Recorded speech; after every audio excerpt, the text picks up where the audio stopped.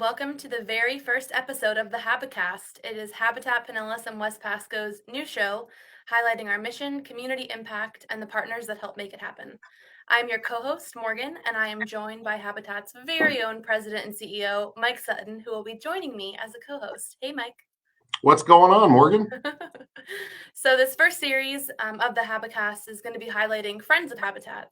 We have a very special first guest, Martine Gramatica, that we'll bring on a little bit later. But for those of you tuning in, we would love for you to get social with us. Follow us on social media and interact with today's episode in the comments. And here you can see some of our handles. So we're on Facebook, Twitter, Instagram, LinkedIn. Tune in and follow us on social. Awesome. So before we jump in, Mike's going to talk a little bit about, we got some fun Habitat news to cover. Yeah, so Morgan, before Martine joins us and Yes. makes this very fun and interesting.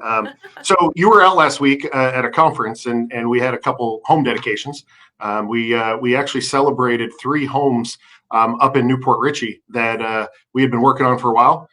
There's a couple of Martine's brothers in one of the photos. So Santiago and Bill Gramatica joined us, as well as a number of elected officials. But it was really cool to see the Wise, Bishop, and Cope families all receive their keys. So what a great way to end the week last week. And then we kicked this week off with another home dedication down in St. Petersburg. So lots of excitement and a lot of good things going on at Habitat. We have a sold out golf tournament that we put on up at Innisbrook this past week, which was just phenomenal. Great weather and just a great field of people that came out to support Habitat. 10th annual golf tournament, another sellout. So can't say enough great things about our community and how they support us. Real quick for the folks that are watching, there's always an opportunity to watch our home dedications. And they're always live on our Facebook page. I think we have 10 or 12 of them coming up between now and Christmas time. So it'll be busy for Habitat. But I'm sure you agree, an amazing 10 to 15 minute opportunity to really see Habitat's mission at work. So definitely tune into one of those on our Facebook page and check them out. It's always cool to see a family receive the keys. Yeah, that's the best way to start your day too. So definitely tune in. We have Facebook events set up for all of those, so you can subscribe, get notifications when the event goes live, so that you don't need to miss it. Yeah, definitely. So I mentioned earlier, about the houses in Newport Richey and how Martine's brothers were out there celebrating the completion of those homes with us. And at Habitat, it's all about partnerships, whether it's the municipalities we're working with, the volunteers that come out and swing a hammer with us. And we're so proud of the partnership that we've worked hard at establishing with Martine Gramatica and his family foundation, as well as one of his companies we're going to talk about today. It's called Sips. So this time, love to introduce everybody to Martine.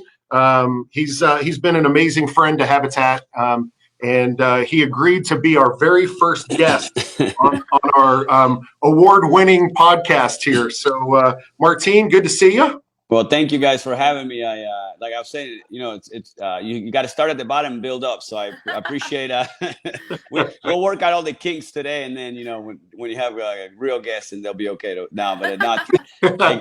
I appreciate you guys having us. Like Mike said, I want to basically copy on what you said. The relationship and the partnership that we've created has been amazing. We love working with you guys, and we love to see how neighborhoods change because of Habitat and all the hard work that you guys are doing. So we're grateful to be a part of it. Sure. Yeah. Well, thank you. I mean, the partnership's been mutually beneficial and great to advance both organizations. So before we start talking about a little bit about Habitat, I'm a huge sports guy. So just a little bit, right? Just a little bit. So I want to give you a little bit of a hard time. Look, I got a few footballs for you to look at in the back. I see that. So, obviously I'm a USF grad and loved the fact that Santiago and Bill both kicked for us, right? So I've given you a hard time before that, you went to some school, Kansas State out in the Midwest, right? So what took you to Kansas State versus your brothers going to USF?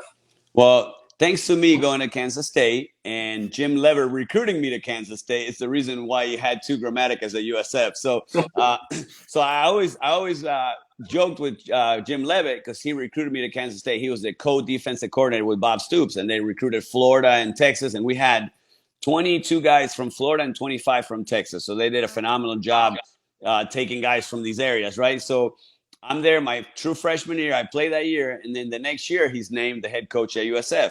And the first thing I said is like, "Hey, I'm going down with you, man. I want to go back to Florida." And Yeah. nothing against Kansas, but once you get used to Florida weather and live in Tampa, you don't want to go anywhere else. So Yeah.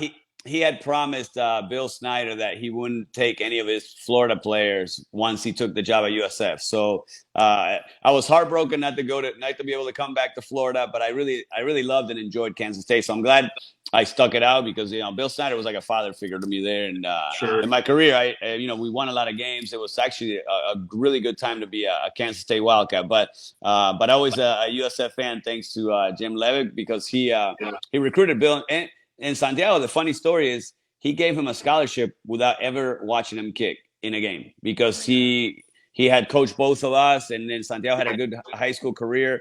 And he would always practice with us. So he'd come out and practice. So kind of had an idea that he was okay. So, Wow. so that's why I was not a Bull. Yeah. Well, I mean, talk about an amazing guy who really put the program on the map. I mean, Levitt was, I don't think I've ever seen somebody as passionate and as energetic as a coach on the sideline as he was. I mean, he was pretty phenomenal to watch. So, Well, he's from this area, so he loves the Tampa Bay area. He loved building USF's football from scratch. I remember when his office was a trailer. So we'd come visit him, and it was literally a trailer. That's all they had. And now they have, what is it, a $40-50 million facility. So, and I mean, he had him ranked as high as number 2 in the country. Without Levitt, that football program would never be on the map. And now, we've had our bumps and bruises here in Tampa with USF, but I think that the new coach, at least, is going in the right direction. He knows how to win. When you come from a program like Clemson, so it's going to take a little time. So it's not going to happen overnight. But I think these guys are going in the right direction. It's always fun to have a winning team in the area. Yeah. Well, and I think Jeff Scott's going to do a great job. So we don't want to talk too much about USF. Morgan was a CF grad, and she gets all bent out of shape when we talk about the Bulls. So, but so as you transitioned into the NFL, right, and you played with the Bucks, I've heard Warwick Dunn talk a lot about Tony Dungy and the impact that he had on Warwick and his career and just his development as a person. And I know you share that with playing under him and kind of the guidance he's given to his players about. It's all about the lifespan. It's not about the time that you're in the NFL, but what you're going to do after that. So can you talk a little bit about that relationship with Tony and kind of how he encouraged his players to really look towards the future? Oh, absolutely. He was just an amazing role model. And not only Tony Dungy, but a lot of the players like Warwick, we had Derek Brooks who's doing a lot of stuff, Lynch. I mean, Mike Allstott still does a lot of stuff in the community. It was basically, when you say from the top to the bottom, you treat everybody the same. And Tony Dungy, he taught us how to do charity work because when you're in college, especially at the time back in the day without social media and all that, you didn't really have a chance to do any charity work because you went to school, trained from 6 a.m. until you finished study hall at 10 o'clock at night.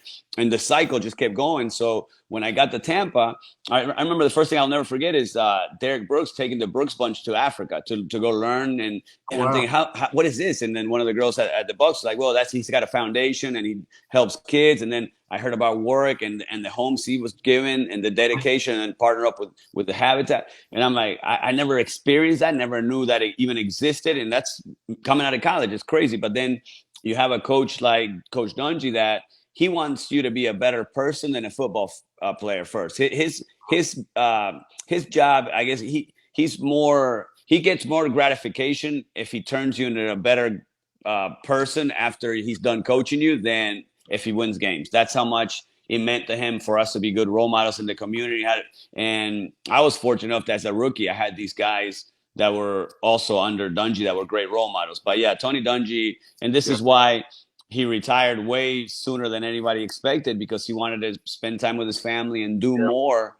He felt like he could do more for society without coaching. That way he has more time to do and impact people other than being a coach. So yeah, he's just an amazing person. I always tell him when I see him, I said, you messed me up for the rest of my career because I compare every coach to you now, so it's like, and they could be great coaches, but he always like, Coach Dungy would have done this or that. So, but I was just fortunate to at least have him for a few years. Well, he's just such a selfless man, and Right.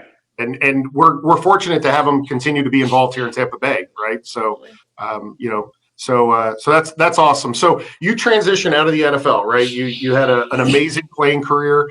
I see all those footballs behind you and the helmet teams you played with. So how do you determine, hey, what's next for Martin Gramatica and what's next for your family?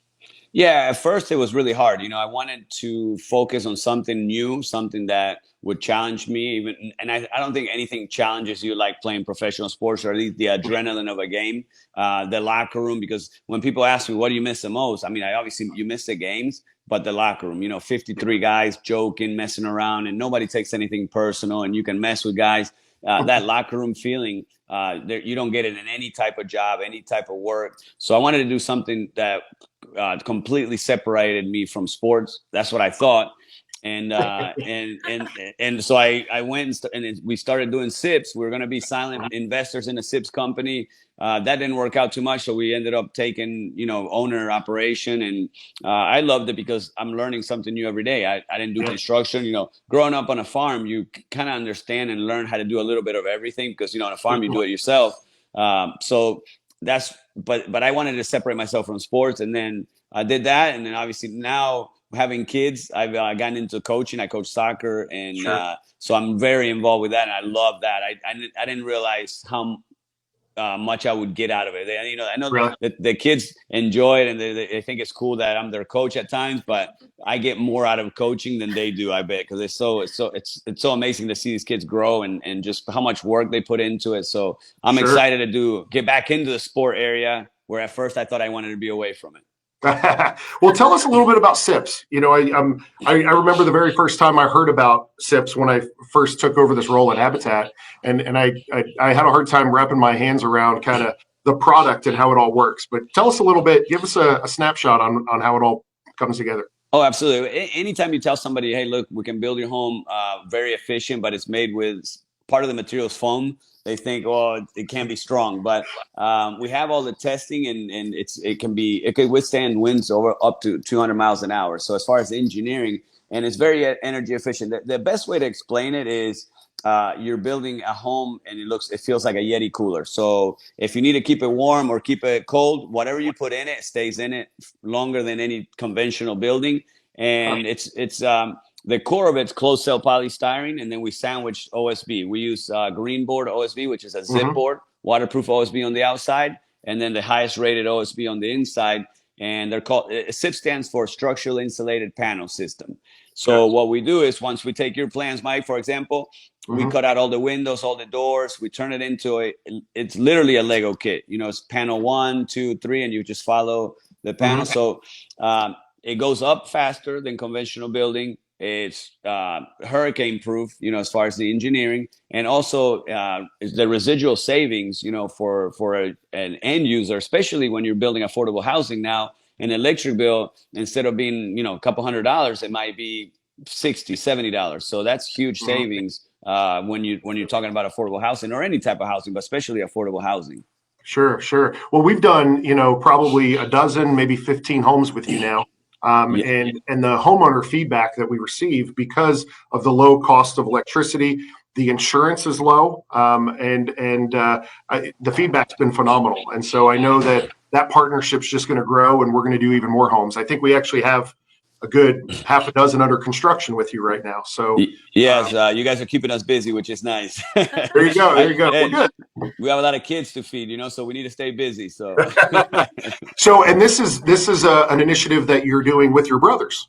Yes, yeah, I started with my brothers almost over 10 years ago now, and it was kind of an idea that we got when I played with the Saints. I went a year or year and a half after Katrina, and just seeing the devastation and how much building they needed. That's what we figured. Let's try to get into some sort of construction. We didn't know what type of construction, what type of system.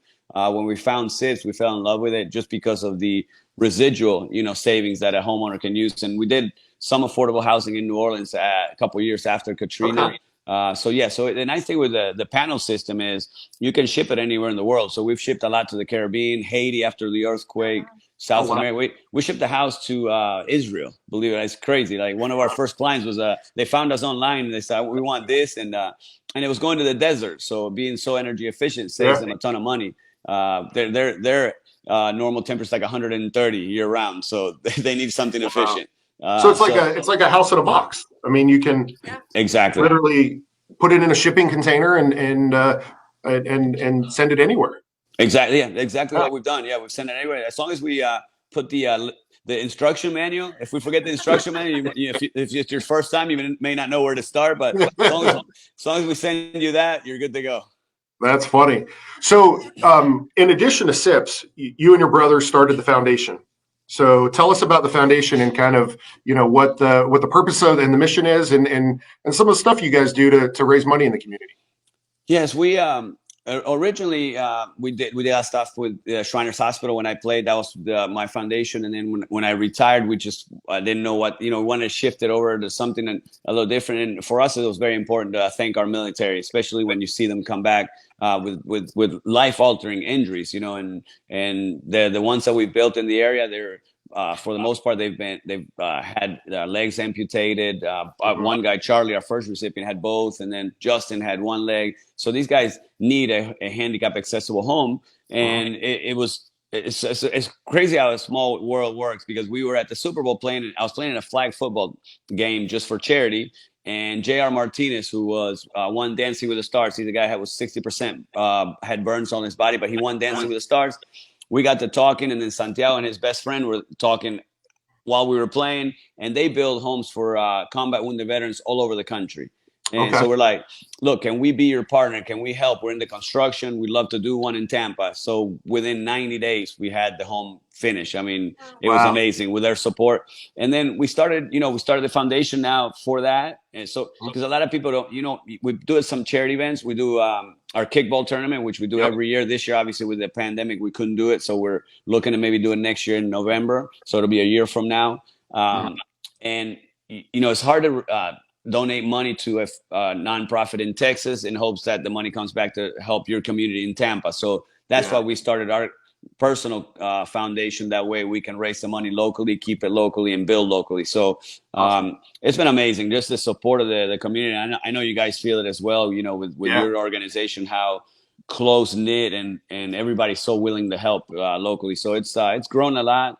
And we've had a lot of fun and getting to know some of these guys. I know with Charlie now, he's part of the family. He has no choice, and my kids, he goes to our kids' games. He'll come and talk to the team, and it's just awesome to have those guys around. So so we're very fortunate with all the support that we've had in the community. That's awesome. I've been to the kickball tournament before. So hope you didn't pull anything, right? Did you hurt yourself? I didn't hurt. Were you No, a spectator? Or did I you was a play? spectator. So when you guys get out there, so out of the three of you, who's got the strongest leg still? Well, I don't know. I'm not gonna lie, but no. I try not to kick anymore because my leg's shot. So Really? I've had 9 surgeries. I've had 3 adductor surgeries. So anytime I try to kick a kickball, I feel it for a long time. So I let the younger 2 brothers do the kicking. If anybody needs like a what is it, designated kicker at the kickball tournament, I push them to do that. Oh, that's funny. Well, I'm always joking with Bill that he's he's still waiting for his next call. He's keeping his leg ready so that he could go and play still, right? So right, he's stretching every morning, hoping to get that call. Well, the Habitat's obviously enjoyed an amazing partnership with your foundation and through the business with SIPs. Tell me kind of a little bit about that partnership with Habitat and how it's there's just been a synergy there and why it works. No, we've loved what Habitat's done from day one when we went to the convention in Atlanta. I don't remember how many years ago now. I think it's almost like 8 years ago. And you hear the impact that Habitat has around the world and how many and what I love is the sweat equity hours, because you have pride of ownership when you work to help your neighbor build their home, and now that neighbor's going to help you build your home. So it's not like anybody gets any hand-me-downs or anything for nothing. It's like you're working and there's nothing better than know that you're coming home. It's and it's your home. You can have pride in decorating, painting, whatever you want to do. That's your home. So for us to be a part of it, we just couldn't be any more thankful. And then obviously with the partnerships that you guys have, like for me, it's an honor to be partner up with a group that's working with Warwick, because Warwick has been kind of like a role model. I was, I'm a little bit younger, so when I got to the team, he was the veteran on the team, and he was a big superstar from Florida State. So I saw him playing in college, and I'm like, I can't believe I'm sharing a locker room with this guy now, and I'm on the same team. So to have those type of partnerships, and so we're very excited to be partnered with you guys, and I mean the amazing work, because I know there's different size of habitats, and to be partnered with you guys is much work, because you're one of the largest one in the area, if not the largest. Just to be partnered up with you guys has been an amazing thing for us.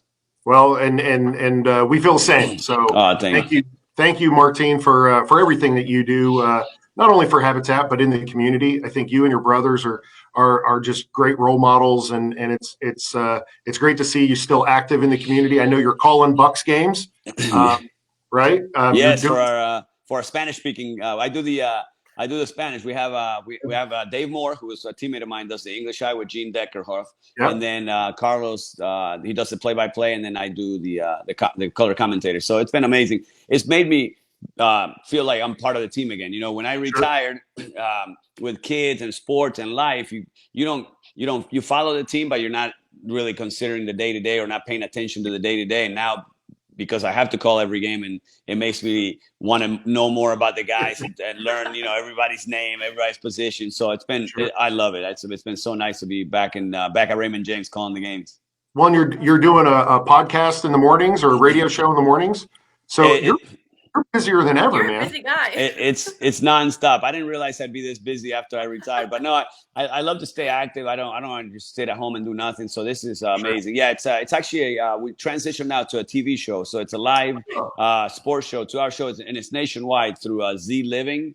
It's a Z Living, the channel. So yeah, people can go. We have a website too on zliving.com, where they could just download it on their phone and watch it on the phone. So it's been nice, because we get calls from all over the country, so we can talk NFL, any sport. I mean, I love talking soccer too when we get a chance. So we don't discriminate any sports. We talk anything they want. Well, when Morgan and I take this podcast national, we'll have to have back on when we start receiving phone calls. Absolutely. Hey, listen, I hope you guys don't get too big time for me now. Well, Martine, again, thank you for being with us today. So as we kind of wrap up, we do want to ask you one last question, and it's really around the Habitat mission, and when you think of everything you've achieved in life, and probably the most important piece, I would assume, is your family, right? What is home? What is home? What does home mean to you? Home is your safe place. It's where you have in my case, my wife and my kids, and it's you come home and you forget about any struggles, anything that's going on in the world. When you see their smiles, and you have a roof over their heads, and you can enjoy this beautiful Florida weather, especially here in our area.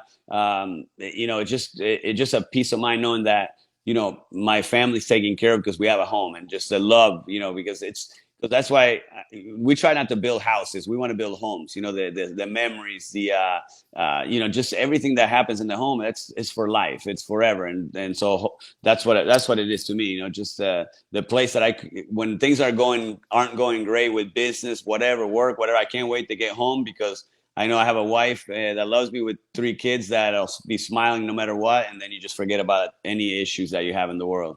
Well, that's awesome. Well, it's amazing to see how well you're doing, how busy you are. And I see on Facebook and stuff, you running around playing soccer with the kids and stuff. So you're living a very fulfilled life. So congrats on that. And again, thanks for being our inaugural guest. Well, no, thank you for having me. And I'm so happy to be the first. And I hope it kicks off. And I hope you guys are big podcast stars one day, and then I'll get your autograph, Mike. There you go. I love it. Well, cool. Well, Morgan's going to wrap us up, but Martine, again, thanks for being with us. Thank you, guys. Have a good day. Thanks, awesome. Martine. Oh, he's so awesome. That was great to have him on as our first guest. Pretty cool for the first Habicast series, which is all about Friends of Habitat. Yeah. So people who are partnering our community, and we have some cool other speakers coming up next in the next couple of weeks. So I'm excited about those too. Yeah. Do we have any that are confirmed that we can kind of talk about? Tracy West for the Oh, World Championship. Yes, we're yeah. filming next week. She's amazing. Obviously, sits on our board, right? But more importantly, the work that she does as a female leader in the sports industry is pretty amazing. So I kind of like this whole sports theme. This is kind of exciting to me. It's pretty cool. So as we wrap up this first episode, we would love for our viewers to get involved with the Habitat mission. You can do this through, obviously we mentioned social media. Get engaged with us. Check out our website, sign up for our newsletter. But also we have 5 pillars: donations, shopping our restore, applying to the program, or referring somebody to the program are all great ways that you can get involved. And we invite you to check out our website at habitatpwp.org to find out more. And as we wrap up, final thoughts, Mike? No, this was great. This was fun. I mean, what an awesome guest to have Martine and I think it's important for us that while we're in the middle of this pandemic, that we just thank everyone for the continued support of the Habitat mission. It's having a home, as we just discussed with Martine, is more important than ever. People. Sometimes we take for granted some of the simplest things in life. And so we couldn't continue to serve the families that we're serving if it wasn't for the continued support of the community. So thank you all. And we'll see you on the next episode.